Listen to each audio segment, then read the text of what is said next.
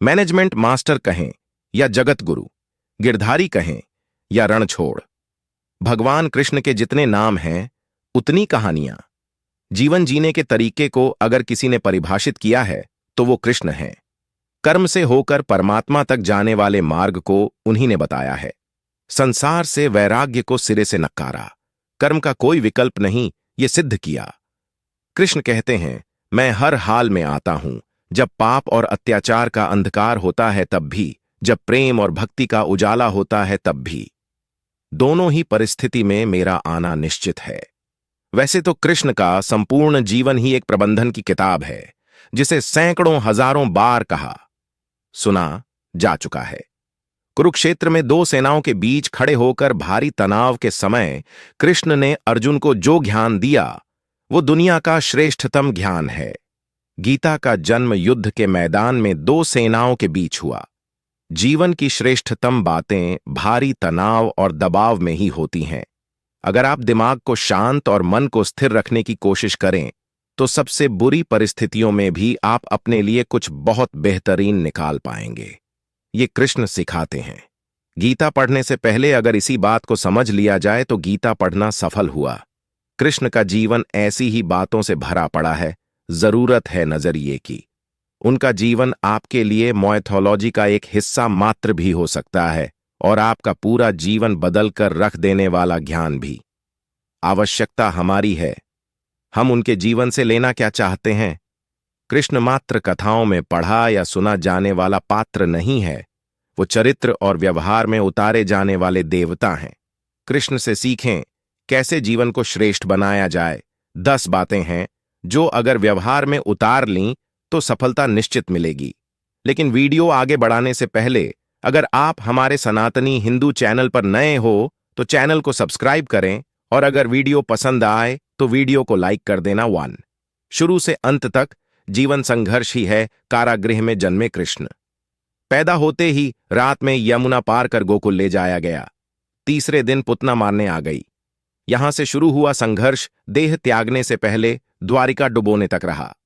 कृष्ण का जीवन कहता है, आप कोई भी हों, संसार में आए हैं तो संघर्ष हमेशा रहेगा। मानव जीवन में आकर परमात्मा भी सांसारिक चुनौतियों से बच नहीं सकता। कृष्ण ने कभी किसी बात की शिकायत नहीं की, हर परिस्थिति को जिया और जीता। कृष्ण कहते हैं, परिस्थितियों से भागो मत, उसके सामने डटकर खड़े हो जाओ, क्योंकि कर्म करना ही मानव जीवन का पहला कर्तव्य है। हम कर्मों से ही परेशानियों से जीत सकते हैं। 2 स्वस्थ शरीर से ही विजय है। कृष्ण का बचपन माखन मिश्री खाते हुए गुजरा। आज भी भोग लगाते हैं हम, लेकिन यह संकेत कुछ और है। आहार अच्छा हो, शुद्ध हो, बल देने वाला हो। बचपन में शरीर को अच्छा आहार मिलेगा तो ही इंसान युवा होकर वीर बनेगा। शरीर को स्वस्थ रखना है तो बचपन से ध्यान देने की जरूरत है। ये पेरेंटिंग के दौर से गुजर रहे युवाओं के लिए बड़ा मैसेज है। अपने बच्चों को ऐसा खाना दें जो उनको बल दे, सिर्फ स्वाद के लिए ही ना खिलाएं। तभी वे बड़े होकर स्वयं को और समाज को सही दिशा में ले जा पाएंगे। 3 पढ़ाई किताबी ना हो, रचनात्मक हो। कृष्ण ने अपनी शिक्षा मध्य प्रदेश के उज्जैन में सांदीपनी महर्षि के आश्रम में रहकर पूरी की थी। कहा जाता है 64 दिन में उन्होंने 64 कलाओं का ज्ञान हासिल कर लिया था। वैदिक ज्ञान के अलावा उन्होंने कलाएं सीखीं। शिक्षा ऐसी ही होनी चाहिए जो हमारे व्यक्तित्व का रचनात्मक विकास करे। संगीत, नृत्य, युद्ध सहित 64 कलाओं कृष्ण के व्यक्तित्व का हिस्सा हैं। बच्चों में कोरा ज्ञान न भरें, उनकी रचनात्मकता को नए आयाम मिलें, ऐसी शिक्षा व्यवस्था हो।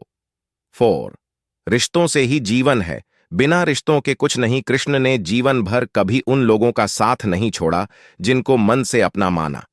अर्जुन से वे युवावस्था में मिले, ऐसा महाभारत कहती है, लेकिन अर्जुन से उनका रिश्ता हमेशा मन का रहा। सुदामा हो या उद्धव, कृष्ण ने जिसे अपना मान लिया उसका साथ जीवन भर दिया। रिश्तों के लिए कृष्ण ने कई लड़ाइयां लड़ी और रिश्तों से ही कई लड़ाइयां जीती। उनका सीधा संदेश है, सांसारिक इंसान की सबसे बड़ी धरोहर रिश्ते ही हैं। अगर किसी के पास रिश्तों का ठाती नहीं है तो वो इंसान संसार के लिए गैर जरूरी है। इसलिए अपने रिश्तों को दिल से जिएं, दिमाग से नहीं। 5 नारी का सम्मान। समाज के लिए जरूरी राक्षस नरकासुर का आतंक था। करीब 16,800 महिलाओं को उसने अपने महल में कैद किया था। महिलाओं से बलात्कार में उसे सुख मिलता था। कृष्ण ने उसे मारा, सभी महिलाओं को मुक्त कराया, लेकिन सामाजिक कृतियां तब भी थीं। उन महिलाओं को अपनाने वाला कोई नहीं था। खुद उनके घर वालों ने उन्हें दूषित मानकर त्याग दिया। ऐसे में कृष्ण आगे आए, सभी 16,100 महिलाओं को अपनी पत्नी का दर्जा दिया।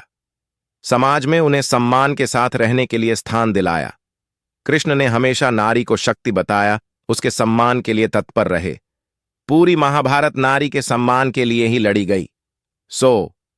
आप कृष्ण भक्त हैं तो अपने आसपास की महिलाओं का पूरा सम्मान करें। कृष्ण की कृपा पाने का यह सरलतम मार्ग है। 6. आपके मतभेद अगली पीढ़ी के लिए बाधा ना बने। कम ही लोग जानते हैं कि जिस दुर्योधन के खिलाफ कृष्ण ने आजीवन पांडवों का साथ दिया, उसकी मौत का कारण भी कृष्ण की कूटनीति बनी। वही दुर्योधन रिश्ते में कृष्ण का समधी भी था। कृष्ण के पुत्र सांब ने दुर्योधन की बेटी लक्ष्मणा का अपहरण करके उससे विवाह किया था, क्योंकि लक्ष्मणा सांब से विवाह करना चाहती थी, लेकिन दुर्योधन खिलाफ था। सांब को कौरवों ने बंदी भी बनाया था। तब कृष्ण ने दुर्योधन को समझाया था कि हमारे मतभेद अपनी जगह हैं, लेकिन हमारे विचार हमारे बच्चों के भविष्य में बाधा नहीं बनने चाहिए। दो परिवारों के आपसी झगड़े में बच्चों के प्रेम की बलि ना चढ़ाई जाए। कृष्ण ने लक्ष्मणा को पूरे सम्मान के साथ अपने यहां रखा। दुर्योधन से उनका मतभेद हमेशा रहा, लेकिन उन्होंने उसका प्रभाव कभी लक्ष्मणा और सांब की गृहस्थी पर नहीं पड़ने दिया। 7. शांति का मार्ग ही विकास का रास्ता है। कृष्ण ने महाभारत युद्ध के पहले शांति से समझौता करने के लिए पांडवों और कौरवों के बीच मध्यस्थता की। हालांकि दोनों ही पक्ष युद्ध लड़ने के लिए आतुर थे, लेकिन कृष्ण ने हमेशा चाहा कि कैसे भी युद्ध टल जाए। झगड़ों से कभी समस्याओं का समाधान नहीं होता है। शांति के मार्ग पर चलकर ही हम समाज का रचनात्मक विकास कर सकते हैं। कृष्ण ने समाज की शांति से मन की शांति तक दुनिया को यह समझाया कि कोई भी परेशानी तब तक मिट नहीं सकती जब तक वहां शांति ना हो। फिर चाहे वो समाज हो या हमारा खुद का मन, शांति से ही सुख मिल सकता है, साधनों से नहीं। 8.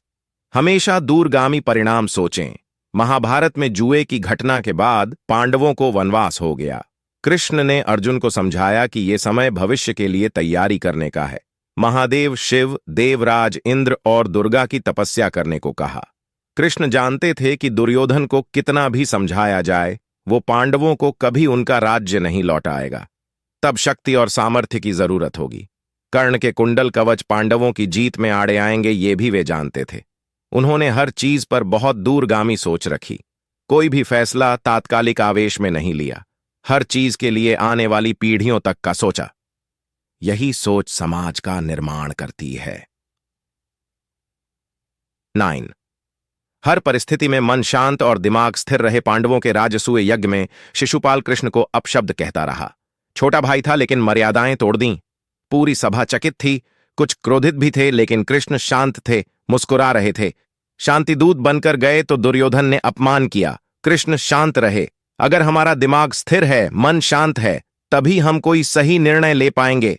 आवेश में हमेशा हादसे होते हैं, ये कृष्ण सिखाते हैं।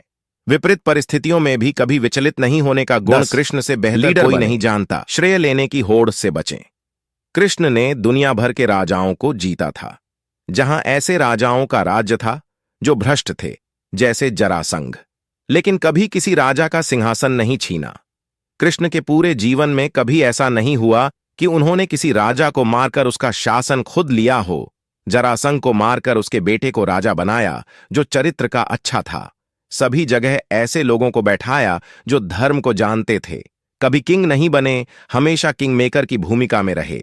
महाभारत युद्ध में भी खुद हथियार नहीं उठाया। पूरा युद्ध कूटनीति से लड़ा। पांडवों को सलाह देते रहे, लेकिन जीतने का श्रेय भीम और अर्जुन को दिया। धन्यवाद।